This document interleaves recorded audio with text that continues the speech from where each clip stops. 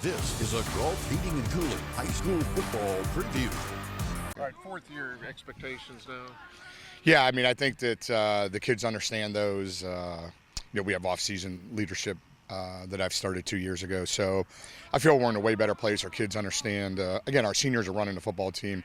The expectations of our football program, whether it's on the field, in the classroom, in the weight room, wherever we're at as a team, our seniors know they have ownership over that, and I think it's clear that I think I've done a good enough job to communicate with those guys. I feel like this is my first class since I've been here. I feel really good about where we're at. Big senior class, 21. You got to be happy. Yeah, that was a lot of good kids in that class, a lot of hard workers, a lot of smart kids, a lot of players with a lot of football experience. That week 2 years ago when they were sophomores, our last game, 10 of those guys played in the game. So they got a lot of game experience, and so we're really happy where we're at with that. Who are some of the guys you're counting on? Vince Butto was a guy, 2-year starter. Ryan Smith was our tailback, played last year.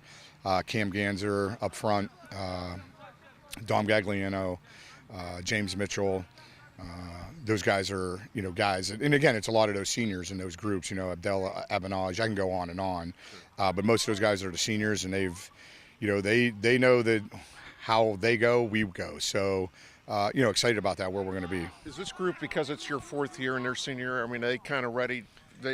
Yeah, ready to... yeah, they know what. If I talk before practice, they're already knowing. I could already feel they know the difference of what is expected when they come out here. Injuries are part of the game. With that aside, what has to happen for you guys to go where you want to go? We're going to have to, we give up less explosive plays on defense. We got to be able to run the ball, control the ball. The type of offense we run, being the wing T.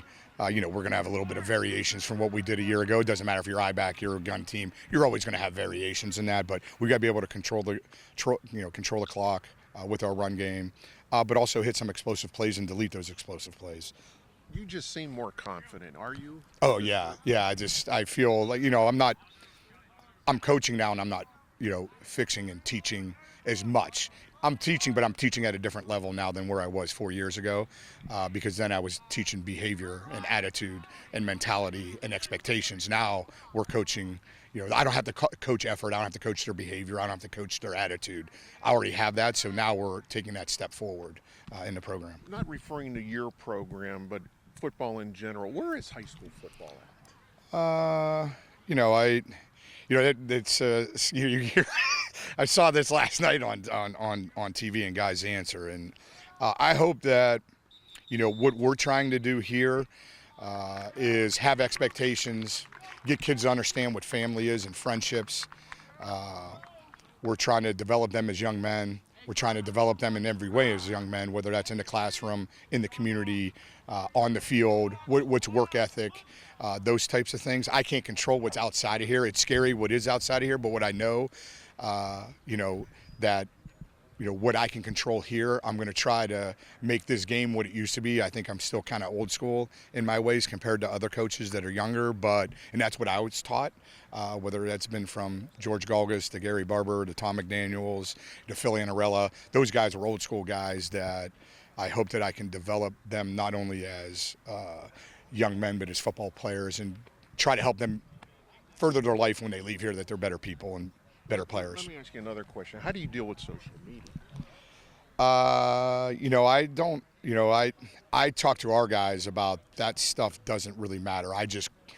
If you talk to our guys about things, they're going to be like, that's just sprinkles. They know that stuff, we got to learn that that's not really important. That stuff's going to go on. Social media does scare me. I'm dealing with my own kids and cell phones and iPhones, and now we're kind of in the iPhone world where they've kind of grown up that whole time in that. So, I hope that when I talk to them, they know when I say that's just sprinkles, they know it's just a key word for me to use for them to know, hey, that's not really important in life. And, that's kind of what we do from a football standpoint. I mean, you can talk about that for hours on hours.